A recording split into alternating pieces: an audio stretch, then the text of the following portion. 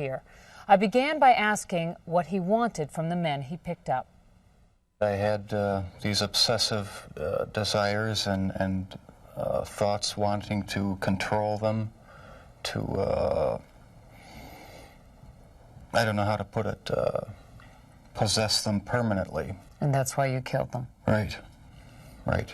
Not because I was angry with them, not because I hated them, but because I wanted to keep them with me.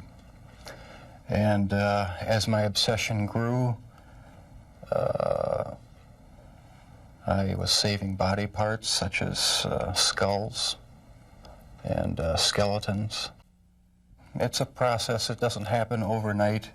When you depersonalize another person and view them as just an object for pleasure instead of a living, breathing human being, it seems to make it easier to do things you shouldn't do. You sound, though, like the kind of person who could have said to himself, "This is wrong, I must stop." I always knew that it was wrong, but after the first killing was not planned. I was coming back from the shopping mall back in '78. I had fantasies about picking up a hitchhiker and taking him back to the house and having complete control and dominance over him. The hitchhiker's name was Stephen Hicks. He was just 18. Jeffrey Dahmer took him to his parents' house. There he strangled him with a barbell. He dismembered the body and hid it in a drain pipe. It was Jeffrey Dahmer who gave those details to the police in his confession. No one had a clue as to what was happening for over a decade. During that time, Jeffrey Dahmer joined the Army and was sent to Germany. He was eventually discharged for a drinking problem and returned to Ohio. 9 years after Stephen Hicks' murder, the killing began again.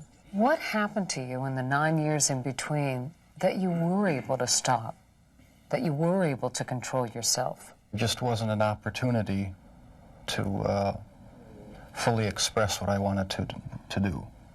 There was just not the physical opportunity to do it then. And I started, when I moved to Milwaukee in '81, I started reading pornography, going to the bookstores. Eventually that led to frequenting the gay bars. And then one time I brought this young man back to the hotel room, the Ambassador Hotel.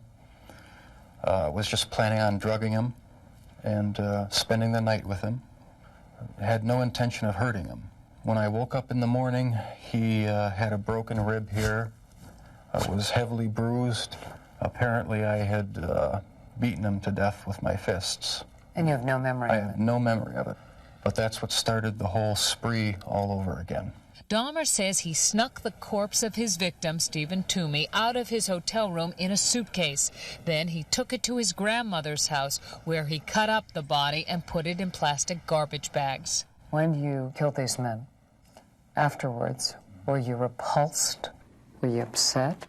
No, at the time, it was almost addictive. It was almost a surge of energy.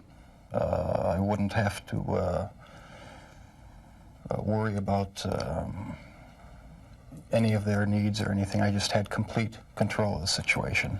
But Jeffrey Dahmer was out of control. The urge to kill had overpowered him. As police later learned, he wasn't satisfied with his victim's death. He wanted more. Why did you photograph them? It was my way of remembering their appearance, their physical beauty.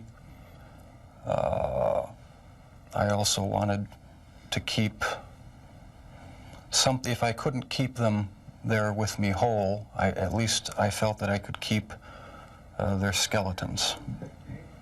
And I even went so far as planning on setting up an altar with the 10 different skulls and skeletons. And what was the purpose of the altar going to be?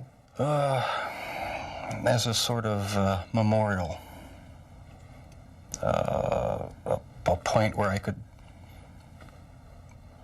I don't know, it's so bizarre and strange, it's hard to describe. A place where I could collect my thoughts and feed my obsession. When the bodies were still in your apartment, there was no time when you would see them and say, this is grotesque, what have I done? There were times, but the compulsive obsession with doing what I was doing overpowered any feelings of revulsion.